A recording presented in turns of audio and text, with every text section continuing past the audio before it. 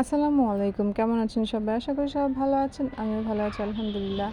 আজকে আমি রান্না করলাম হচ্ছে মূলা আর আলু দিয়ে পাবদা মাছ। তো এখানে আমি ফার্স্টে মূলা আর আলুটা চিকন করে লম্বা করে কেটে নিয়েছি। এখন হচ্ছে এই মূলাটা আমি অল্প একটু পানি দিয়ে একটু ভাপে দিব আর কি। একটু সেদ্ধ করে পানিটা ফেলে দিব। তো হালকা একটু গরম 2 মিনিটের মতো খালি একটু সিদ্ধ করে নিলাম। এই তো হয়ে গেল। এখন আমি মূলাটা তুলে নিচ্ছি।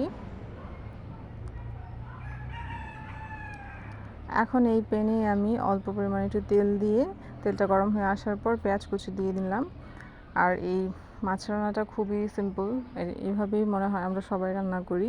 তো নর্মালি আমি যেভাবে রান্না করি সেভাবে আপনাদের সাথে শেয়ার করি।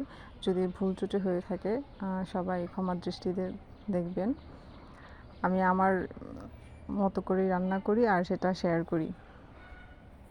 তো এইখানে আমি হচ্ছে সব মশলা দিয়ে নিলাম, হলুদ, মরিচ আর লবণ আর ধনে গুঁড়া দিয়ে এখানে একটু বাটা মশলা দিয়ে নিলাম, পেঁয়াজ, আদা আর হচ্ছে জিরে একটু পেস্ট করে এখানে দিয়ে নিলাম। এই তো আমার মশলাটা প্রায় কষানো হয়ে গেছে।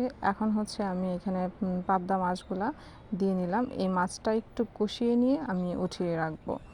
তো জাস্ট 2-3 মিনিটের জন্য, না হলে মাছটা তো অনেক নরম, বেশিক্ষণ আবার কষালে হচ্ছে ভেঙে যাবে।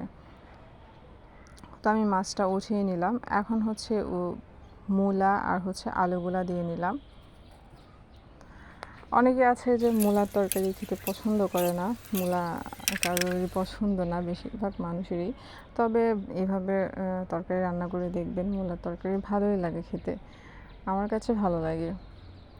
এখন হচ্ছে সবজিটা কষানো হয়ে গেছে। এখন উপর দিয়ে আমি মাছটা দিয়ে নিলাম আর হচ্ছে 2-3টা কাঁচামরিচ ছিঁড়ে দিয়ে নিলাম আর উপর দিয়ে একটু গরম মশলার গুঁড়া দিয়ে নিলাম জাস্ট ফর ফ্লেভার।